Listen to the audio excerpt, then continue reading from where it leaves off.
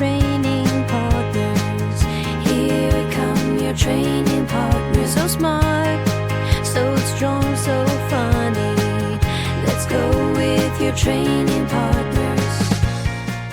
Team, welcome to Training Partners, where two fitness professionals bring you strong takes held loosely. I'm Weezy Shoemaker, joined as always by Justin McClintock. And today, I am told we will be sharing with you the secret. We will get to the secret. It's an important one, assuming that good. we're allowed to publish this. It's possible that the people who run fitness will stop us from even publishing the podcasting. Who is the runner of fitness? Who is the president of fitness? That's a good question. Who governs fitness? That's a great question. It's probably not someone you want to be doing it. That's usually how these things work. But it could be like, so I'm leaning toward like, is it someone who would do like a lot of political shenanigans and move things around and you'd be really unhappy, but somehow it works because enough power got brokered? You're like, wait, Tony Robbins is the president of fitness. Oh no, this is terrible. It's the sharks from Shark Tank. Right. Or you find out it's like Richard Simmons. And he's being super cool and defending lots of people and has been secretly funneling money to lots of like one-off PT studios and stuff like that. And you're like, oh, Richard Simmons, you're still great. Right. You know what? Dolly Parton could be the president of fitness. I mean, Dolly Parton can be the president of anything and everything. Anything. Yeah. Absolutely anything. Yeah. Dolly Parton, please save us from ourselves. Yeah. Always welcome. How are you, friend? I am okay. I've had a week. I've had kind of a hard week, but kind of like been bounced between things going wrong in 7 different ways. Nothing catastrophic, nothing awful, nothing like it's fine and, you know, solidly first world problems for the most part. But it was just one of those like, oh, this, oh, that too. Oh, one of those. Oh, we're going to do that. And this is going to happen. Oh, great. Great. And I wonder if there's a planet that's in retrograde because I believe that I am having the same experience. Oh, really? Of like, yeah. I listened to the episode that dropped this morning. Mm-hmm. Really just the first bit of it, which is a shoot the shit. It's our April shoot the shit. And I led with how cool and easy the week was going. And I laughed out loud in my car today. I was like, you poor sucker. But you also called this. Like I did. You told me 2 weeks ago that you were in the eye of the hurricane and it was chill and calm, but you were like, you could just see the wall of the storm coming towards you. Like, well, there's no avoiding it. It's all happening. Right. Yeah. Right. And like a couple really unexpected things have happened. One being that in Columbus, Ohio, we've been just absolutely drenched with rain. Our backyard is so flooded. It stormed heavily all night last night, and our 80-pound geriatric toddler, who is not in fact an actual toddler, but is a very old, very crotchety, very afraid of everything pit bull, could not chill. Yeah. And so neither could we. Because he kept like jumping up on the bed and like trying to lay on my brain. Yep. Crying and barking and whimpering and like pawing at like the fleshy parts of my side body. So slept very. That's so dramatic. I'm sorry. That sounds like something that you would find in like a bargain basement romantic-y smut. Like he clawed at the fleshy parts of my side body. Bro. I am autistic, Justin. We're gonna publish Weezy Smut on the Patreon also. We can just do it. We can just do the audiobooks if you don't want to actually write them. Freestyle HM. What is it? When you like hearing the things? ASMR. Oh, Freestyle, ASMR Smut, yeah. If you wire, not even just wire, if you Venmo either myself or Sustained, and this is not just to you, this is to anybody listening to this. If you wire me $10, I will eat either a pickle or a Ruffles chip, and I will send you the recording of that sound. Not a there video. It is. On video. No, I said not a not video. video. Okay. Not a video. Audio only. Right. You'll get a voice note or something like that. Mm-hmm. $10. $10? No, there will be $10? no voice note. It'll just be a recording of me eating either a pickle or a chip. And for funsies, if you pay $20, I will be careful. I will pick which one to eat, and you will have to choose which one I'm eating. There it is. Take it or leave it. $10, you're going to get something. $20, you get to call your shot. Yeah. That seems extremely reasonable to me. $1,000, you get feet. $1,000, you get feet. I'm extending no such offer. I have had more than one person tell me I should do like audiobooks or things like that, including more than one suggestion that I should read about the fleshy side body. I don't know, man. It's a funny idea, and then you're recording for 9 hours and trying to keep the gravel in your voice the whole time. I don't know. Right. No. Yeah, yesterday was the thing at the State House. Yeah. That's why I was surprised you said it was a tough week, because I actually tried to stay out of your hair yesterday because I knew you were doing a cool thing.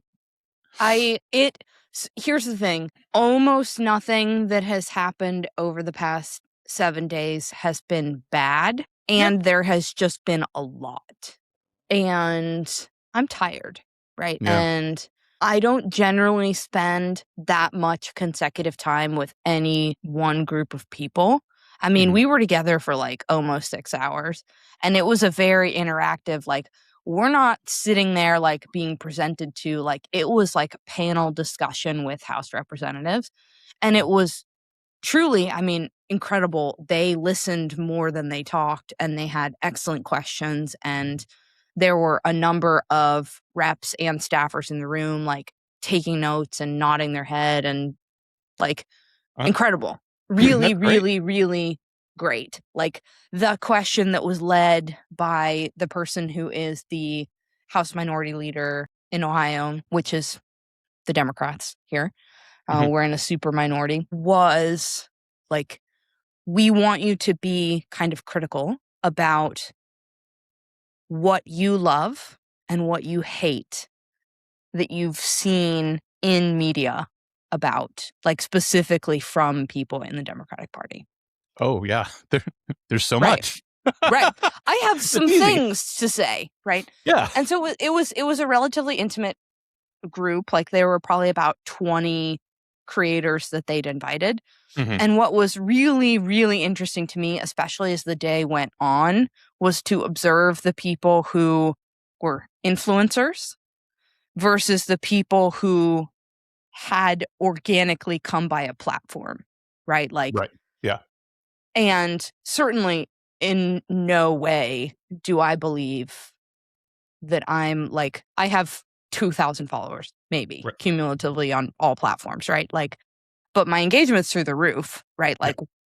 We have a community, whereas a bunch of other people in the room had 180 and 165 and 75 followers on just one platform, right? So, but what was so interesting to observe, particularly towards the end of the day for me, was the big social difference between the two groups of people. Because the influencers, by and large, are very outgoing, gregarious, extroverted humans. And me and the coffee shop owner and the guy who owns a media platform are I'm tired. Yeah, you're also not there to you're there to interact and to be part of it, and to actually participate, but you're not there to perform. And that is I don't think that was necessarily true for anybody in the room, and I want to be really clear on that. I don't think that any of the people that were there performatively. And it was just interesting to observe the energetic social difference between the people who like seek a platform and attention and growing a voice for a purpose rather than like I own a gym and I talk about fitness. Yeah. And there were people like, particularly some folks from Columbus were small business owners as well. Mm-hmm. Like you have really valuable insight to offer, but you didn't create your business page so that you'd have a following of people to listen to you. Right. You created a business page so that people would find your business. And then you found yourself backed into a corner in some kind of way and decided like, well, fuck it. I'm going to start saying what I need to say. Yeah, exactly. Right. And so it was definitely like very interesting to watch the social bucket of those two groups of people. Right.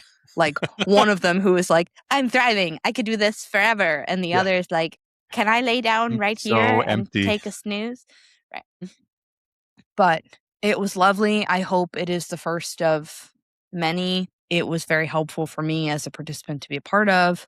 I think it was helpful for them to hear from some people and to also get some like actionable, like, hey, it can be really easy right now to feel disenfranchised as a Democrat because it feels like everywhere that I look, something terrible is happening. And I'd log on threads and see Elizabeth Warren saying like, this is terrible and the Republicans must be stopped. And it's like, Elizabeth Warren, do your fucking job. Like, do anything about it. I Useless am pile on of the politicians. toilet on threads. You are in the room. Do the fucking thing. Yeah, I was gonna say like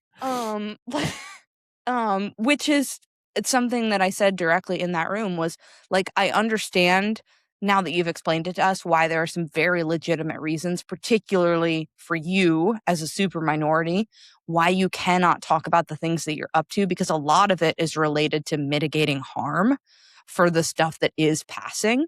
And for you to be able to do that in the first place, you need to have good working relationships with people across the aisle. And if you're talking about all the shitty stuff they're up to, that's not going to happen. Right. And all of this stuff is public record. Right. Yeah. And so if we know what to talk about, we can do it for you. Right. Like you might not be able to, but if we see the first draft of the bill that was introduced to committee and then the draft that actually went onto the House floor and are able to say, huh, those two things are really different. I wonder what happened between A and B. Right. Yeah. Like it's reasonable to assume that the Democratic representative who is on this committee was able to inject some sense based on X district. Yeah. Huh.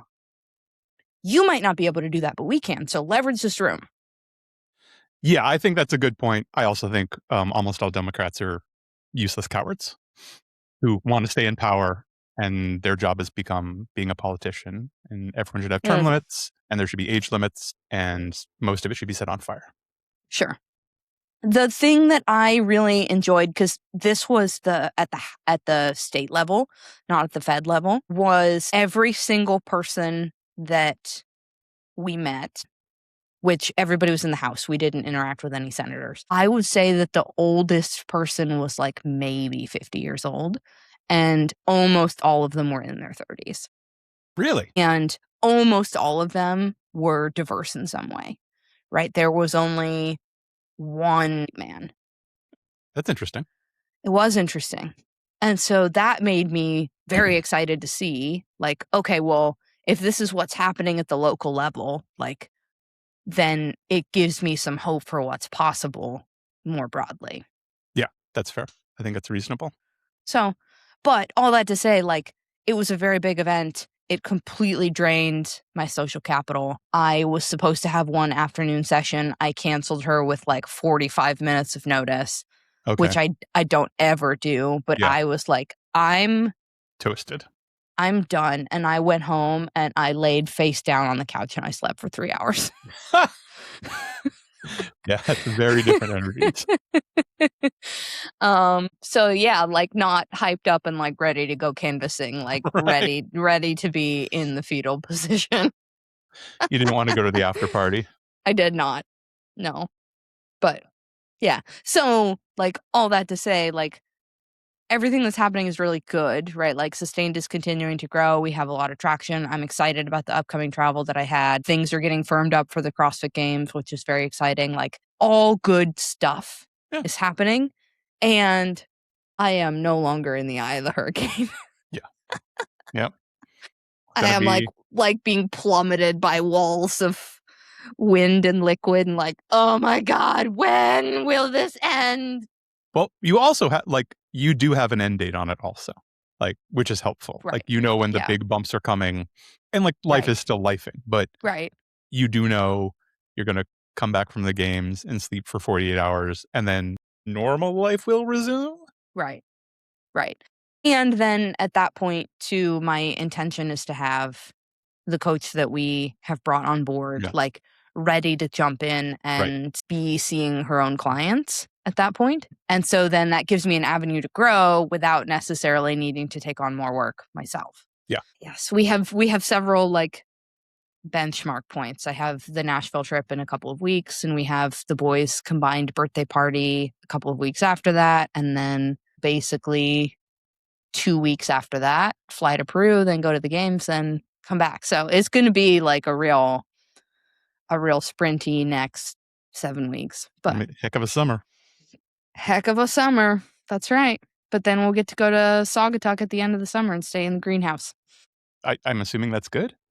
Yes, that is the house that I sent you. I gotcha.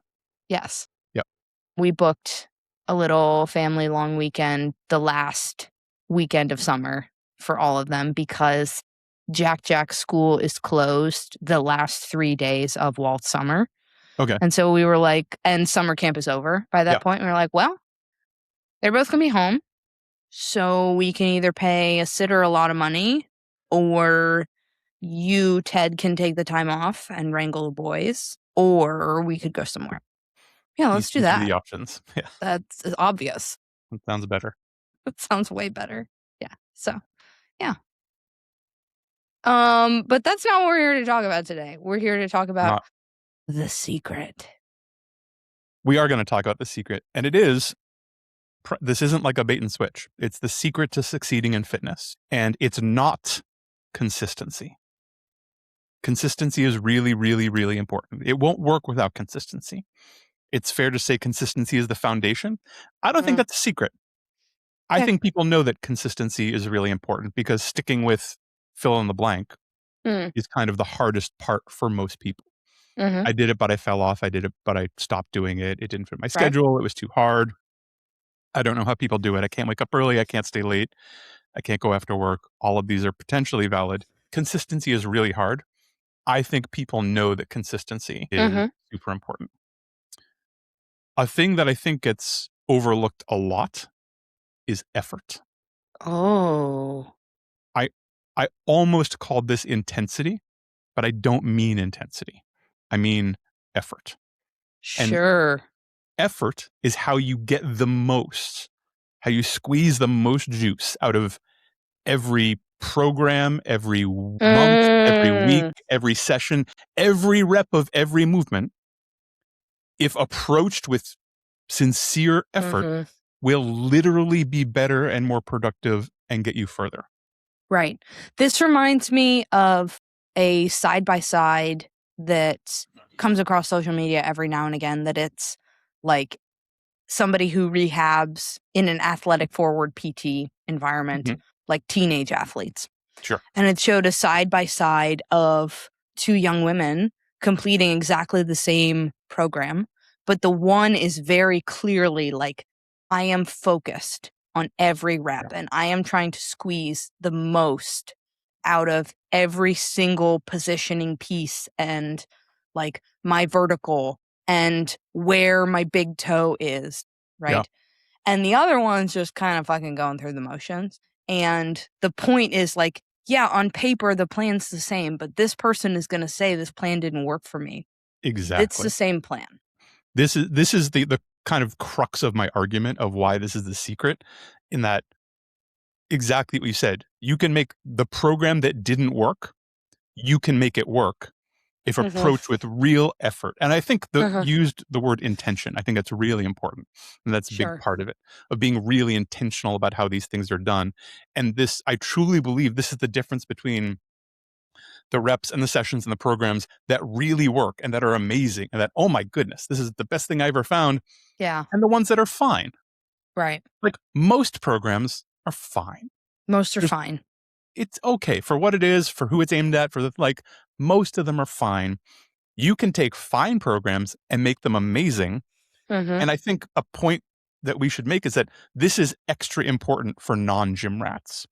I feel like I worried preparing this that this would sound like you've got to go hard and attack every single thing. And no, I don't. Yeah. I don't think that that's true. I hope that people, hopefully this is not the first episode that you're dropping into. And if it is, please listen to some other ones because we're not always quite like this. Yeah. But the idea behind I could do a dozen push-ups and they look like shit and I'm flying through them. And I'm clearly not trying to think about how my scaps and lats are moving. And I'm not trying to rotate my hands. And if I were to take just an extra moment to say, okay, Weezy, we're going to try to feel this in our triceps as much as we can and keep a strong core through these reps. Yeah. Right. Rather than being like, Megan Thee Stallion is in my headphones and I want to get through this as soon as possible so I can go play pickleball. Right. There's a difference. That's one of the reasons I think it's so important for the non-hardcore exercisers is because overwhelmingly the people I work with don't have a lot of time. Right. The 3, maybe 4 sessions a week they're doing is all they have time for. And a lot of them have done relatively heroic things to make that time. Right. We can't just pile a bunch more stuff on you. We can't say, oh, this is working okay. Let's do another hour every day in the gym. Nope. And that volume will make up for the not perfect effort or not perfect intention, etc. Right. We only have 3 times 45 minutes a week. We should make these really, really valuable. Right. This reminds me of my favorite fitness creator, Alec Blennis, who I talk about on the podcast every now and again. You do? And in DMs. So it's usually in DMs. Alec.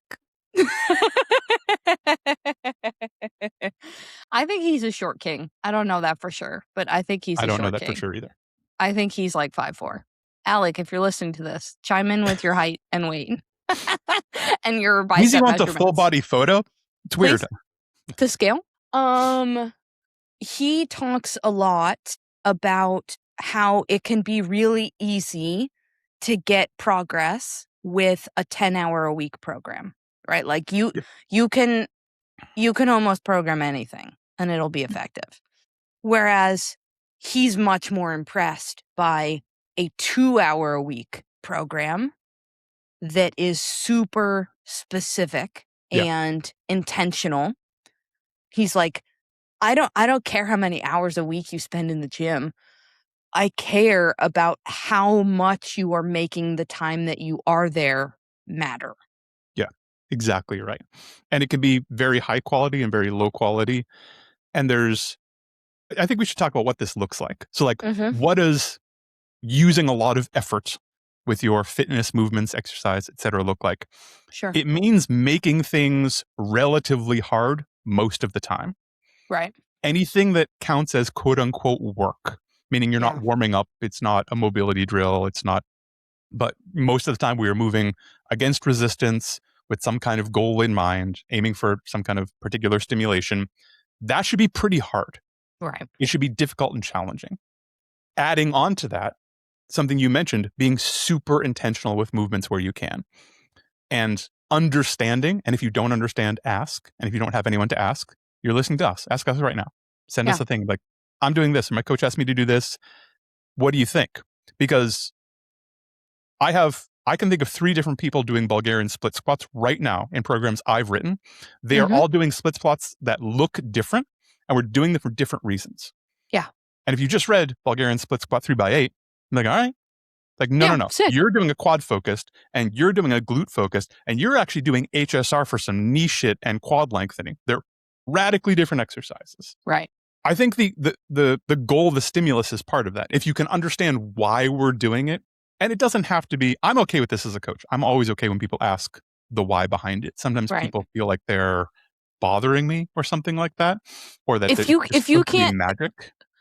Interject here. If you as a coach, and I'm not speaking to you directly, but to anybody who might be listening who's a coach. I mean, you are speaking to me directly.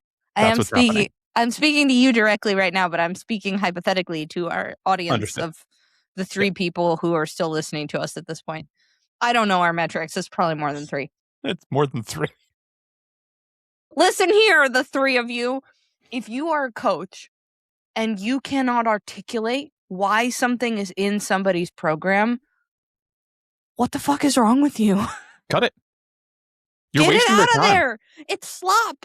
Yeah, get it out. Which is another, I love tiny sidebar. We'll come back to like what effort looks like. Mm-hmm. I get excited when I have someone who's like, hey, I've got 20 minutes twice a week. What do we got? Here's my goal. Yeah, sick. Every Let's single cut the rep, bat. Like mm-hmm. What can we do? How do I like carve this amazing diamond and not waste a moment? Right. As opposed to someone who's like, I'm happy to train 2.5 hours a day, 5 to 6 days a week. I will never put filler in, but that's way easier. You're like, oh, okay, well, I can put stuff here and put stuff here, and this won't interfere, and that'll be fine. You'll recover. This will get you strong. This will get you conditioned. Yeah, this will be great. We can do like fun stuff and work on cool skills and like look at all the good things we can do. When you're like, well, I've got 40 minutes total. Okay. Oh. So do I want to do a lunge? A lunge is going to take an extra second than a squat. I need to think hard about why we're doing these things. Yes. As far as things being pretty hard, we're talking RP 7 to 8 plus for a working set. In my Explain world, what that means. Yeah, we should talk RPE 8 or RPE. So RPE is rate of perceived exertion. You can just think of how hard is it. It's out of 10. Your scale is probably correct. That we're going to talk about how those things adjust in life. And it is, so a 10 is absolute max effort. This usually looks like a rep max or a 1 rep max. Right. Form is breaking down a little bit. Yeah. You're about to fail. You're kind of surprised you were able to finish the movement. Sure. I will sometimes put this like RPE 9 to 10 with technical failure, meaning if the form is breaking down, we're done. We're not going to go past that line. Right. The other way to measure this is RIR. That's reps in reserve. Sure. How many more could you do? Right. Generally, you can flip these. A RPE 8 is like an RIR 2, meaning an 8 out of 10 effort.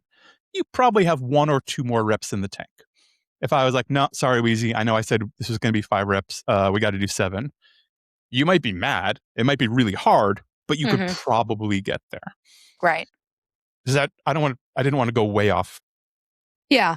I don't think we need to say a ton more than that, other than that my experience, particularly training women with no strength training background, is that they can really equate, well, this feels hard or hard enough with, it must be RPE 8. Yeah. And like, I've gotten caught in this by myself too, right? Like, hey, I'm going to train to an RPE 8 bench press for a set of 10. And then I'll decide, well, like, let's fuck around a little bit and see what failure is. And failure's like 22 reps. I'm like, oh, fuck, we got quite a bit more in the tank, right?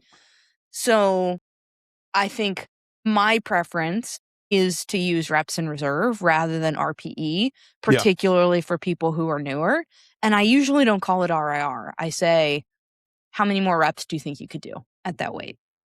Yes, certainly. I would never say RIR to a human being in real life. Right. But the idea of like, well, how do I know when I should bump up in weight? Yeah. Are you confident that you could do 2 more reps that haven't slowed down? Oh, yeah, for sure. Yeah, then we need to go up in weight.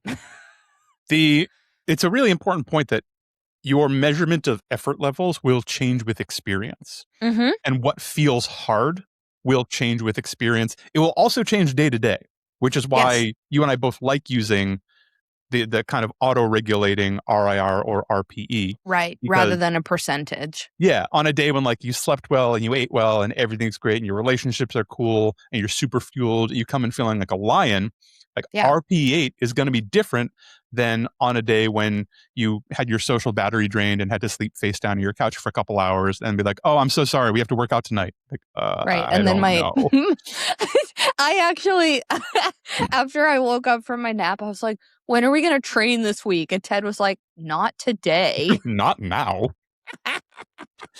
Thanks for calling my bluff. Exposure also matters as much as experience.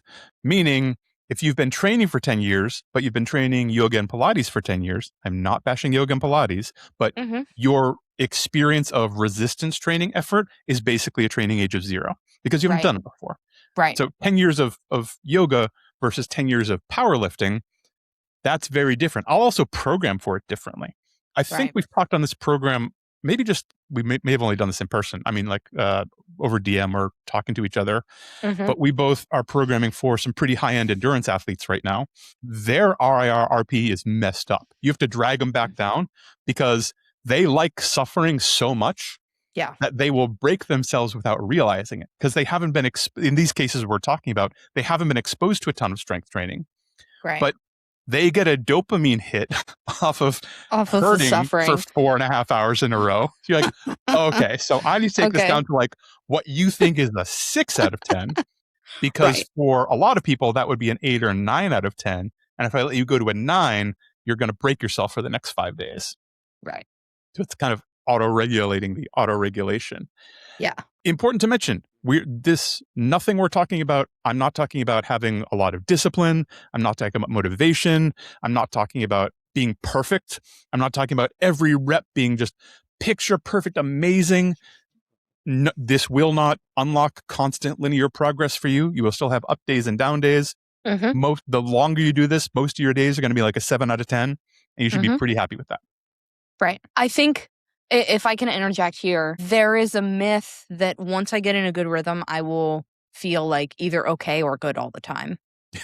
That'd be so cool. That would be so cool. That'd be sick. And something that I like to go over with my athletes as they're kind of like crossing the bridge into intermediate, like, hey, you're no longer a beginner. We might not even consider you novice anymore. Like, this is now a part of your life, is reminding them, hey, roughly like 20-ish% of your sessions are going to feel like you're on top of the world, right? Like you could walk outside and pick up your car afterwards, right? Roughly 60% of them, you're going to be like, yeah, that was just okay. Like, I feel better afterwards. I am proud enough with my performance. Nothing made me angry. Nothing made me excited. Like, cool. And then 20% of the time, you are going to be ready to light the gym on fire when you leave. Right? Like, it was garbage. Nothing worked. I'm weak. I'm broken. This is terrible. Yeah. I feel bad. This is awful. Maybe I need to try a totally different format. Maybe I need a new coach. Maybe I need a new program. The air was somehow too hot and too cold at the same time. Like, your job is to not make big pivots in either your micro plan or your macro plan, assuming you know that it's generally the correct plan to be on. Right. Based on either the 20% where you are ready to set the building on fire or the 20% where you're ready to lift your car, right? Like, there are going to be terrible days and there are going to be excellent days. Your job is stay the course regardless. Yeah. Yeah. I think it's really important. People listening to this who are like, great, I'm going to put in a bunch of effort with my stuff. How could this potentially change your training? It might not change your program at all. That's one of the points we're trying to make. You can get more out of your doing right now. It's not sneaky new exercises. It's not, there's nothing behind the curtain, at least with Weezy and I. Like, we'll tell you everything. There are no great big secrets. It really is squeezing what you can out of what you're doing now. This may mean your sessions get shorter, which is, for most people, totally cool. Some people feel weird about it. Like, wait, I only worked out for 35 minutes, not 75 minutes. It doesn't count. Yeah. This doesn't count. But if we approach it with maximum effort, maximum intention, you probably couldn't do another 35 minutes after that in this hypothetical program we're talking about. Right. It can also sometimes make sessions lighter, meaning you will end up using lower weights for things. In one metric, people can get hung up just on total weight moved. That can feel like a failure. I would like to reposition it the way, honestly, most high-end bodybuilders think these days, and that is, how little weight can I use to get this effect? Right. Because especially when we're talking like big weights, that's just, it is wear and tear over time. You can only put 500 pounds in your back so many times and not have small things wear away and change shape and stuff like that. Lifting big weight is perfectly safe. It's all good for you. Lots of people should do it. I did it yesterday. I'm going to do it today. But if you could get the same stimulus in less time with lower weight, that's a win-win-win for me. Right. Yeah. Can I take a quick segue to talk about what my favorite session of the week in my program is right now? Yeah, let's do it. Because I think it fits really nicely into this. So I've got one day a week that I call machine day. And it's usually for me Sunday. And I do 2 max effort sets with between 10 and 22 reps as the threshold, because I'm trying to train more for like hypertrophy and endurance than absolute strength, on maybe 6 or 7 different machines. It's the same week over week, but like I will make tiny pivots cycle to cycle. I've had machine day in my program for about 4 months now, right? It started out as my least favorite day because I'm not picking up a barbell, I'm not moving a dumbbell, but I have really, really fallen in love with the speed at which I can get a lot of work done, right? Particularly because everything is like cable and plate loaded machines. And so if I want to add 100 pounds to it, I don't have to truck over to 45s and 25s and change the weight and put on new clips and yada yada. I just go dirk, right? I just change the weight. And it's got a very clear like, oh, well, I got to 22, so we got to add some load, right? And then if I find too, like, I know that I have opportunities in my adductors. They're quite weak, particularly on the right side for me. And so I will add a 10-second isometric on a hip adduction machine at the end of like 20 reps. And then I'm the weirdo on that machine, like grunting and crying and like machines are, I think we've sung the praises of machines on here before. I certainly have on my stuff. It is often a lot of people look down their nose at machines, a certain segment of people, especially the functional fitness folks. You know who you are. You hear me talking to you. And because it's easy or not compound movements, or often the first step beginners take because it's considered extra safe. All of those things I just said are true. Machines are also a place where you can go so hard because it's safe. It's often isolating. You're braced in an optimal position. And the only thing we're doing is squeezing your quad as hard as you could possibly squeeze it. You don't need to balance. I don't care where your foot position is. We're not worried about, like, you're just going so hard, and it is different. Right. I think one of my favorite things about it too is that it's so efficient, because I'm able to get a robust full body workout where I am like a puddle on the ground in about 25 minutes. Yeah, you can slam through it, and it's awesome. It's awesome. It's efficient, and it's incredible. The reason it's awesome is because it's incredibly intentional. You could also do a version of that workout and walk out not sweating and be like, oh yeah, I could probably do it again. Right. And that goes back to the effort. Well, that dovetails nicely to, I had like some theoretical questions I thought people might ask about this. And the first one was, well, how do you know if you went hard enough? I don't know. I tried. How do I know if it was good? The first answer would be, is the RPE RIR was right. Like on all of your working sets, you could do maybe 2, maybe 3 more, but we're really looking for like, you could probably do 1 or 2 more, and that's it. Right. At the end of your session, you probably couldn't do more quality work. If I said, no, we got to do half an hour more of the kind of stuff you were doing. If we were doing all of like a pushing walk, legs, upper body pulling. Or playing pickleball, yada, yada. But you could do life. Go and bench press heavy now. Right. If we did a bunch of squatting and pull-ups, and I was like, oh, we need to do a little more squatting and pull-ups, you could not execute it with any degree of virtuosity. Noticing this is not always true, but it can be useful. Noticing if you have a pump, if your muscles have changed, you look like you just worked out, that can be an indicator. It's not a fail-safe. If you don't have a pump, it doesn't mean it was necessarily bad. Same thing with soreness.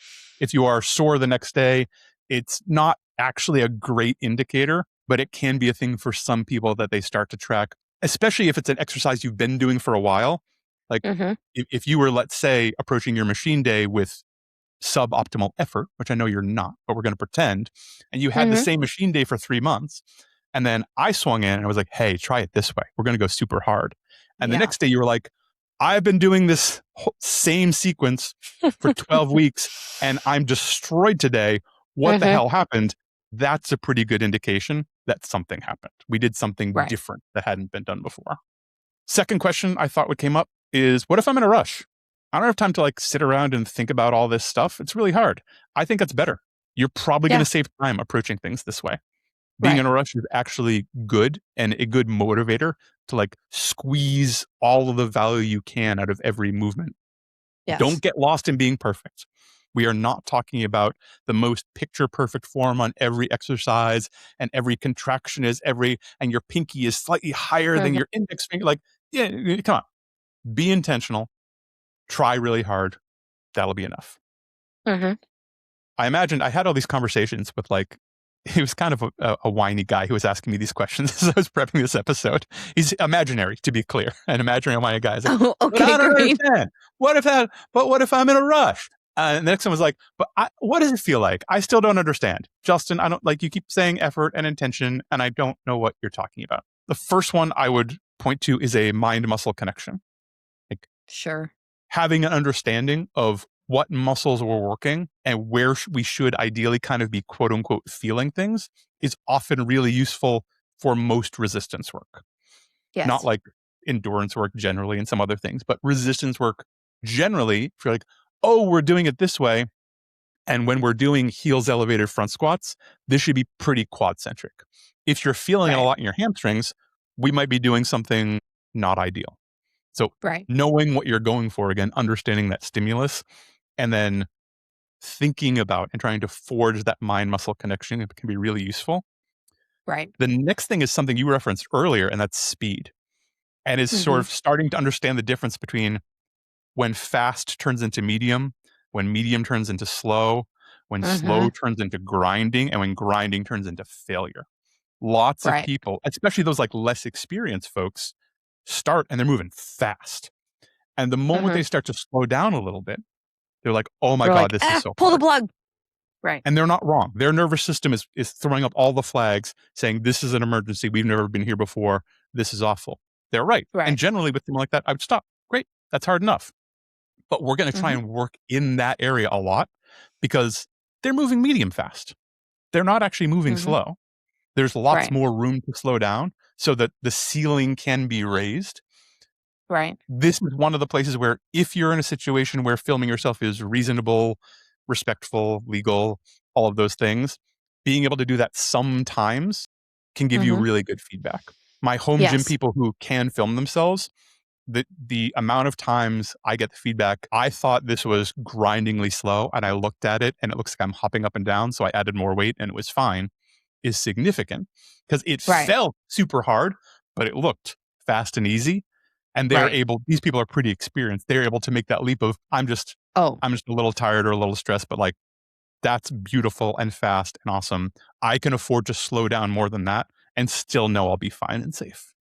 So filming, not important. I mean, filming is important potentially with the giant asterisks. Filming also takes more time. So don't feel like you have to do it. Filming is a little bit of a luxury. And for those people who are in a big rush, I usually tell them not to film anything unless I specifically asked for it, or they really want feedback on a movement, because it doesn't sound like a lot, but setting it up and getting the framing and remembering to record and then doing it and then go stopping it and then trying not to go watch the footage yourself or watching it yourself if you're doing it for your own feedback, and then try not to scroll to other things on your phone, and suddenly you've been in the corner for 7 minutes. You're like, wait, I was supposed to rest 45 seconds. Oh, what happened? And my session is supposed to be 20 minutes all in. Last thing I had on my notes of like, what does it feel like? What am I supposed to feel here? Is control all of your eccentrics. That is a great place to start if this doesn't make sense, of slow down the quote unquote non-work part of the movement. So the down on the squat, the down on the pull-up, the down on the deadlift. What's an up? There's got to be an up. The up on a lat pull down. The other side of the movement should be certainly controlled relatively slow. That will help you squeeze almost twice the work out of every single rep. Yes. And controlling the eccentric can also be really useful at supporting like tendon and ligament health. Like huge. Kill two birds. Like that can also, particularly for our people who are pressed for time or who know that they would like more range and they hate things like stretching, yoga, Pilates, etc. Controlling your eccentric, which is the lowering portion of the movement, can get you stronger and more range, and thereby like kill 3 birds with one stone. We love that. So much more out of it. Looking at you, CrossFitters. Everyone who drops their deadlifts. Leaving gains on the table, motherfuckers. Seriously. And making a bunch of noise. And leaving gains on the table. And that's not your equipment. Stop dropping it. I'm on board with making a lot of noise, but control your equipment, please. Please. Unnecessary noise, I don't love. I'm down with noise. Sure. All the loud music, all the fun, all of that stuff. When I hear a deadlift drop, I'm like, that better have been a 1 rep max. Honestly, like the only reason to drop a deadlift is I can't possibly hang on to it anymore. My grip is gone. My straps exploded. Or I'm half Thor Bjornsson having just set the world record and I'm throwing it down emphatically. Yeah, cool. Because I'm on camera. This is a performance. I'm on camera and this is cool. I'm doing it for the noise, and so the chalk dust cloud goes up and they get that incredible picture. Right. You listening to this are not half Thor Bjornsson. Control your eccentric. I think it's important to say at this point, this does not mean you need to push everything super hard. Correct. You do not need to warm up like a motherfucker. You do not need to take mobility to the nth degree until you're at the absolute end range and stretching into pain and you couldn't possibly take it anymore. Don't do that. That's not how that works. If it's your first exposure to any movement / doing a movement you haven't done in quite a while, be careful there. Take it back a little bit. See how it feels. It's been a minute. You are not competent or less competent, or it's been a while since you got to practice this thing. Start a little easier there, kind of RP 5, 6, creeping into 7. Make sure you understand how things feel, the weight ranges you should be working at, etc. Then we can start to let you off the rope a little bit. Obviously, as we're warming up for working sets, and I hope most people are warming up for working sets, those, I like effort and intention behind those, but if something's an RP 4, I don't care that much because all the effort in the world isn't going to squeeze that much juice out of it. So move through your warm-ups with some alacrity. When we get to the working sets, we need the effort. Lock in, baby. Yeah. So that's the big secret. That's the secret. Try really hard. Spoiler. The secret to being successful is you just have to try. Richard Simmons and the ghost of Jack LaLanne and Tony Robbins are all going to come put a black bag over my head and drag me out. Boy, so if you see Justin McClintock flayed on the streets of Providence. But it will, if this is new to you or something you're being reminded of, I strongly encourage you to put it in the thing you're doing now. You don't necessarily need a new program. You don't need the A for effort, bodybuilder, blah, blah, trademark. I'm going to make that as soon as we get off this. But you don't need that program. You can bring the effort and attention to what you're doing now. And if that hasn't been your regular practice, it will transform what it feels like and the results you're getting out of the program. Sure. Promise. Totally. Yes. You don't need to erase the whiteboard and start over, but bring a little more intention to what you're already doing. Yeah. It's really a game changer, and one of those things that often doesn't get taught. It kind of, people learn it through osmosis over a lot of time. So if we can inject it earlier on or slightly change the course of where some people are going, I think it's potentially valuable. Right. This reminds me of a new to fitness client that I've been working with for about 6 months now. And she just started a new cycle of programming. And she asked me recently, like, why am I doing this? This is really easy. And I said, this is as hard as you'd like to make it. And she looked at me and she goes, what? And I said, this is as hard as you'd like it to be. And she did the next set and was like, what the fuck? Yeah. Yeah. Right. Welcome. Let's get to work. Yeah. And those are breakthrough moments. Like, I've had so much fun watching people have them in person. Like, the first time someone's moving a weight and it slows down and they keep going, and like, I thought, like, slowing down used to mean I was done. I can keep moving. Oh, there's a whole other world of, like, really getting some gains, because that's also where, like, that's where all the juice hides. When it's really hard, it's we're not telling you, dear listeners and viewers, to make it really hard because we think it's funny or we like to watch you sweat. That's where all the adaptation is. Right. This reminds me of the concept of like squeezing a lemon with my bare hands versus using a juicer versus using one of those things that you like grind the lemon on. Yeah, the manual juicer. Right, like you're getting lemon juice either way, and there's more juice there that you cannot possibly extract with your hands, right? We need a different approach. Yeah. If you're willing to take that approach, you can get more out of the same lemon. You could get more lemon juice. Exactly. I love it. Exactly. I love it. Do you think we should do a segment? I think we should do a segment in a moment, because I feel the need to insert that when you told me about your client who is new to fitness, I heard you say, my client is new to fitness. And I had to do like 3 laps on that to be like, oh, I know what she said.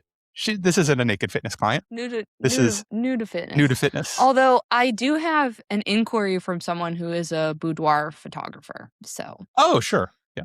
I thought you were going to say nudist. So I was like, great. I mean, I probably would with like, hey, you need to probably wear underwear to like squat to a box here. Yeah, like, probably. Or like cleaning supplies. I mean, you can do whatever protocols you have. Or like a towel on stuff. Double check I your mean, contract. it is a private training environment. So I guess like. It's all your level of comfort. Yeah. But never mind. I will ask you later. So for today, I took a page out of your playbook for our segment today. Today's segment is Kiss, Marry, Kill, where I am going to read you 3 options, and you are going to tell us which one you kiss, which one you marry, and which one you kill off forever, never to be seen again. And you must choose one of each in each category. Got it. So there's no passing. There's no pass. Okay. Are you ready? I feel ready. Category 1. Goblet squat, the polyquin step down, and the rear foot elevated split squat. Oh, man. Oh, gosh. Gosh. That's hard. Yeah. I'm going to kill the step down because there's lots of other things that can do that. It is valuable, but replaceable. I am going to kiss the goblet squat because I love it very much. But there's other stuff. I'm like, be all right. It's not the amazing. And the rear foot elevated squat is incredible and kind of stands alone for what it does. I think that this is worth injecting into this, that I am approaching this with the context of not just for you personally, but hey, as I'm programming for a client, that then means I cannot. Fair enough. I stand by my ranking, but that's a good framework going forward. Excellent. Category 2, whey protein, creatine, magnesium. Ooh, interesting. Interesting. And we're talking as a supplement, right? That's correct. I ask because we're not meaning my client can never have any magnesium in their diet ever again. That would be that's a different question. That's a different question. That's a different question. Boy. I'm gonna yeah.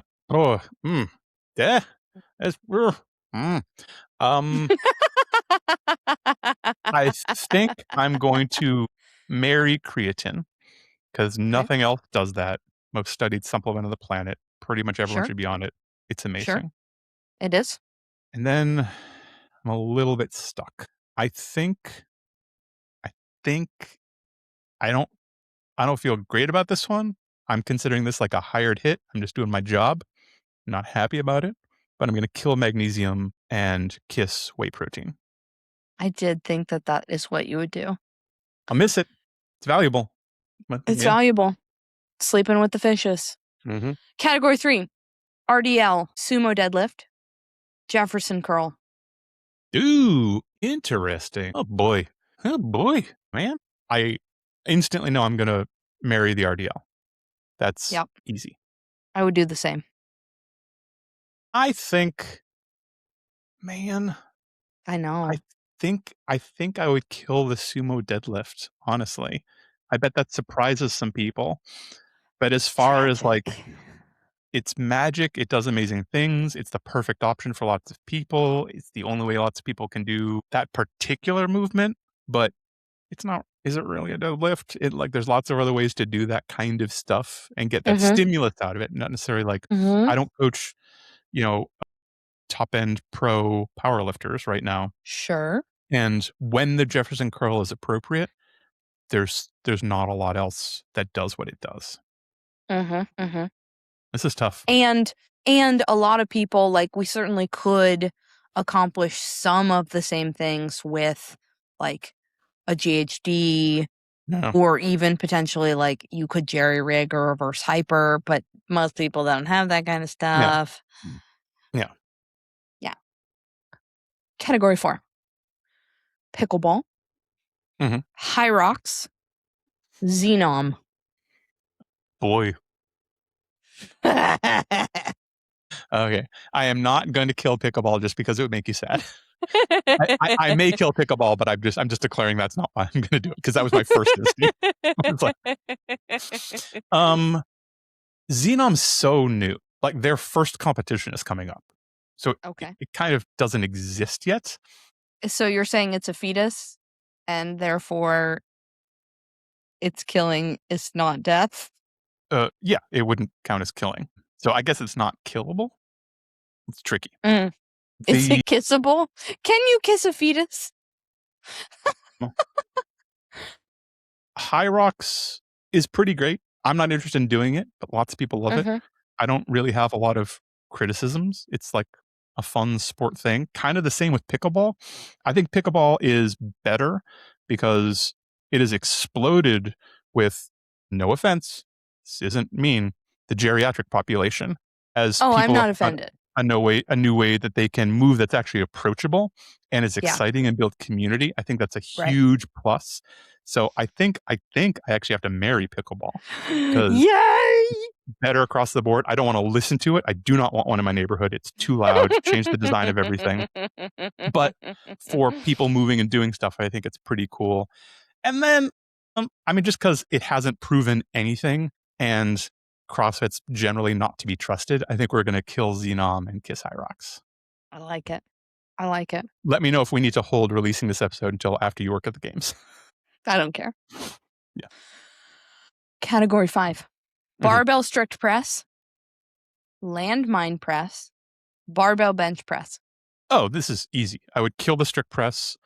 I would kiss the bench press, and I would marry the landmine press. Excellent. I think that's very straightforward. I think that's very straightforward as well. Yeah. Category 6, pre-workout, coffee, BCAAs. Okay. I'm killing BCAA. Yeah, this was Extremely a throwaway. Yeah, I guess I would kiss pre-workout every once in a while, sure, whatever. And I would marry coffee and sign a really onerous prenup where weirdly coffee gets all of my stuff that I came into. Like I just end up, coffee owns me somehow, no matter how things go. Yeah, that's what I would do. We have 2 more categories. Excellent. Enough sleep, enough protein, enough carbs. Man, fuck you. So we're marrying enough sleep. That's easy. Yes. That is top of the pile. Easy. You can't get out of it. Given this choice, and that you said I wasn't allowed to double up on any. I can't kill 2. I can't kiss 2. I can't marry 2. You can't. Given the strictures of this game, I'm going to kill protein and kiss carbs. Because having enough protein is important. Having enough carbs is the thing that makes your brain actually work and gives you energy and lets you do stuff at life. Sure. Keto people, I don't want to hear it. I don't want to engage in the conversation. You're wrong. So given that, I would take the carbs and enough sleep. If you have enough carbs and enough sleep, life is going to be pretty good most of the time. I'm so excited about this last one. For our final category, we have RFK, Dr. Oz, and Casey Means, the woman who made the Levels app and was recently rejected as some sort of something for the government.